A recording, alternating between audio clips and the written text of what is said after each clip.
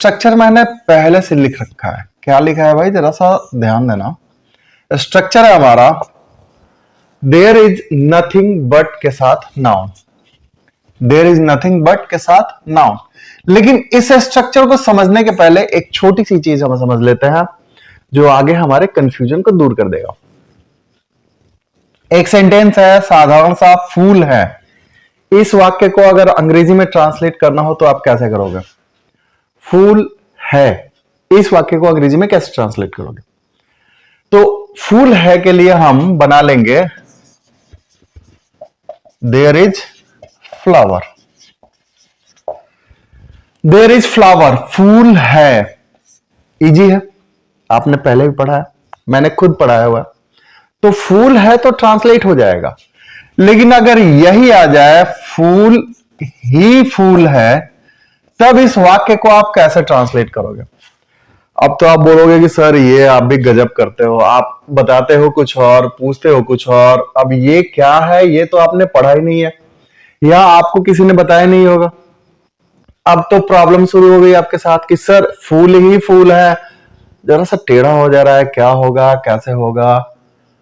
और मैं गारंटी के साथ, मैं दावे के साथ भी कह सकता हूं कि जब आप इस वाक्य को अंग्रेजी में ट्रांसलेट करोगे ना, आपसे गलती हो जाएगी। तो देखो, जब ऐसे वाक्य हो फूल ही फूल है, या फिर वहां लिखा हो वहां फूल ही फूल है, या फिर यहां पे था हो जाए वहां फूल ही फूल था, या फिर होगा हो जाए वहां फूल ही फूल होगा, तो ऐसे वाक्यों को आप कैसे ट्रांसलेट करोगे? तो ऐसे वाक्यों के लिए ही मैंने पहले ये वाला स्ट्रक्चर लिख रखा है। स्ट्रक्चर क्या है भाई, तो फिर से देखते हैं। देयर इज नथिंग, अब था होगा तो वाज हो जाएगा, अगर होगा होगा तो विल भी हो जाएगा। तो देयर इज नथिंग बट के साथ हम नाउन का प्रयोग कर देंगे, और लास्ट में अगर कोई अदर वर्ड है तो वो भी ऐड कर देंगे, तो हो जाएगा हमारा पूरा structure there is nothing but के साथ नाउन के साथ अदर वर्ड्स। अब हम इस वाक्य को ट्रांसलेट करते हैं। वाक्य हमारा है फूल ही फूल है, तो फूल ही फूल है, स्ट्रक्चर हमारे सामने है, हो जाएगा देयर इज नथिंग बट, फूल ही फूल है मतलब फूल बहुवचन में है, तो हम यहां पे फ्लावर्स करेंगे। There is nothing but flowers. अब कहां है भाई, तो वहां है, तो वहां का लास्ट में देयर हो जाएगा। तो वहां फूल ही फूल है, there is nothing but flowers there. अब अगर था रहता तो हम यहां पे वाज लिखते, ट्रांसलेशन हो जाता हमारा there was nothing but flowers there. अगर हो गया रहता तो हम विल बी डाल देते हैं, फिर ट्रांसलेशन हो जाता हमारा there will be nothing but flowers there. अब समझो कि हमने जो स्ट्रक्चर बनाया हुआ है, हमने जो ट्रांसलेट किया हुआ है, वो क्या कह रहा है। इस चीज को आप समझते हैं, जरा सा तोड़ते हैं, गाड़ी को रिवर्स में लेते हैं, तभी आप चीजों को अच्छे से समझोगे। समझो क्या लिखा है मैंने, देयर इज नथिंग, कुछ नहीं है। क्या है भाई, कुछ नहीं है, बट, लेकिन, रुको भाई, कहानी में ट्विस्ट है। देयर इज नथिंग, कुछ नहीं है, बट, लेकिन रुको रुको भाई, फ्लावर्स देयर, वहां फूल है। अर्थ निकल के आ रहा है कि भाई वहां पे कुछ नहीं है, कुछ नहीं है वहां पे, फूल ही फूल है। तो सेंस हमारा जैसा भी हो, अर्थ तो एक ही चीज निकल के आ रहा है कि वहां दूसरी कोई भी चीज नहीं है, वहां सिर्फ फूल ही फूल है। तो ऐसे वाक्यों को हम इस स्ट्रक्चर पे ही ट्रांसलेट करेंगे, और यही स्ट्रक्चर सही है। फिर से समझ लो, फूल ही फूल है, वहां फूल ही फूल है, वहां फूल ही फूल था, वहां फूल ही फूल होगा, कमरे में बच्चे ही बच्चे हैं, पॉकेट में पैसे ही पैसे हैं, नदी में पानी ही पानी है, बगीचे में आम ही आम है, बगीचे में आम ही आम थे, बगीचे में आम ही आम होंगे। ऐसे जब वाक्य आ जाए तो हम देयर इज नथिंग बट के साथ नाउन का प्रयोग करते हुए अंत में सारे वर्ड जोड़ देंगे। आसान लगा? अब क्या करते हैं, तो आप कुछ हिंदी के वाक्यों को अंग्रेजी में ट्रांसलेट करने की प्रैक्टिस करते हैं, कुछ बोलने की प्रैक्टिस करते हैं, स्पोकन भी हो जाएगी, वाक्यों को अंग्रेजी में ट्रांसलेट करने भी आ जाएगा। तो चलो क्या करते हैं कि कुछ हिंदी के वाक्यों को अंग्रेजी में ट्रांसलेट करते हैं। खुद से भी प्रैक्टिस करना। मैं बोलूंगा पहले हिंदी के वाक्य, फिर मैं उसे अंग्रेजी में ट्रांसलेट कर दूंगा, लेकिन उसके लिए ट्रांसलेट करने के लिए बीच में कुछ समय छोड़ना पड़ेगा आपको। उन समय में खुद से ट्रांसलेट करना है, या फिर वीडियो को पॉज कर दो, हिंदी के बाद पॉज करो, खुद से पहले ट्रांसलेट करो, मेरे ट्रांसलेशन को समझो, दोनों सही हो गया तो समझ जाओगे, तुम्हें ये चीज समझ में आ गई। तो चलो हिंदी के वाक्य हो कुछ देखते हैं। पहला हमारा हिंदी का वाक्य है, यहां किताबें ही किताबें हैं। यहां किताबें ही किताबें हैं, क्या होगा? There is nothing but books here. क्या होगा? There is nothing but books here.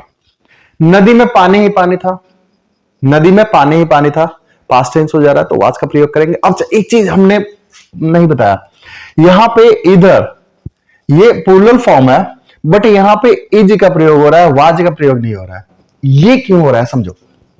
Sorry, is का प्रयोग हो रहा है, प्लूरल नंबर आर का प्रयोग नहीं हो रहा है, वाज का प्रयोग हो रहा है, लेकिन वर का प्रयोग नहीं हो रहा है। क्यों नहीं हो रहा है? क्योंकि यहां पे जो ये सिंगुलर वर्ब है ना, सिंगुलर एक्सिलरी वर्ब है, ये नथिंग के लिए आया है।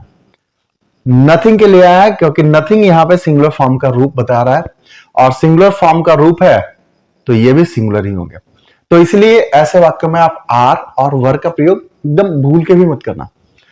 तो सेंटेंस था हमारा, नदी में पानी ही पानी था। There was nothing but water in the river. There was nothing but water in the river. Pocket में पैसे ही पैसे होंगे। पॉकेट में पैसे ही पैसे होंगे। There will be nothing but paise in pocket. There is nothing but paise in pocket. कक्षा में बच्चे ही बच्चे हैं। कक्षा में बच्चे ही बच्चे हैं। There is nothing but students in the classroom. बगीचे में पेड़ ही पेड़ होंगे। There will be nothing but trees in the garden. अब देखो फिर से समझा दे रहा हूं, है तो इज का प्रयोग करेंगे, था है तो वास का प्रयोग करेंगे, और गागे की होगा तो हम विल बी का प्रयोग करेंगे। चीजों को आसान करने के लिए मैंने स्ट्रक्चर पहले से लिख रखा था। एक वाक्य हमने देखा, कुछ वाक्यों को हमने ट्रांसलेट करने की कोशिश की और सही भी ट्रांसलेट करने की कर ली। तो चीजों को ऐसे ही आपको समझने में आसानी होगी। अब आपको ढूंढना है कुछ ऐसे वाक्यों को जिनको आपको खुद से ट्रांसलेट करना है। जैसे एक दो वाक्य मैं दे रहा हूं, आप इन्हें खुद से ट्रांसलेट करके चैट बॉक्स में आप मुझे बता भी सकते हैं कि सर आपने जो कहा है उस हिंदी के वाक्य का अंग्रेजी में ट्रांसलेशन ये होगा। चलो देखते हैं। फ्रिज में आइसक्रीम ही आइसक्रीम है। इस वाक्य को आप ट्रांसलेट कीजिए, ठीक है। बैग में या फिर बस्ते में किताबें ही किताबें हैं। इस वाक्य को आप ट्रांसलेट कीजिए। एक और देख लेते हैं वाक्य कि दुकान में बिस्कुट ही बिस्कुट है। एक वाक्य और हो गया। और एक लास्ट वाक्य देखते हैं कि टेबल पे कलमे ही कलमे है। इन चारों वाक्यों को आप ट्रांसलेट करेंगे, चैट बॉक्स में मुझे बताएंगे कि सर मैंने ये ट्रांसलेट किया हुआ है, फिर सही होगा तो सही है, गलत होगा तो मैं उसे करेक्ट कर दूंगा। तो आज आपने कुछ नया सीखा। अब इस सीखी हुई चीज को आपसे बस एक ही रिक्वेस्ट है कि इस सीखी हुई चीज को आप दूसरों तक फॉरवर्ड कर दो। आपने जाना अच्छी बात है, लेकिन जब आप दूसरों को बताओगे ना तो वो भी जानेगा, और वो भी जब जानेगा और कभी ऐसा प्रॉब्लम फंस जाएगा तो तुरंत याद आएगा, अच्छा मेरे उस दोस्त ने मुझे ये चीज बताई थी, चलो आज काम आ गया। तो भाई इतना तो आप अपने लिए कर ही सकते हो। खुद पढ़ो, दूसरों को पढ़ाओ, चीज अच्छी लगी हो खुद समझो और दूसरे को भी फॉरवर्ड करो। मिलता है अगली वीडियो में कुछ नई चीज और कुछ अच्छी चीज के साथ। तब तक के लिए हैव अ गुड डे।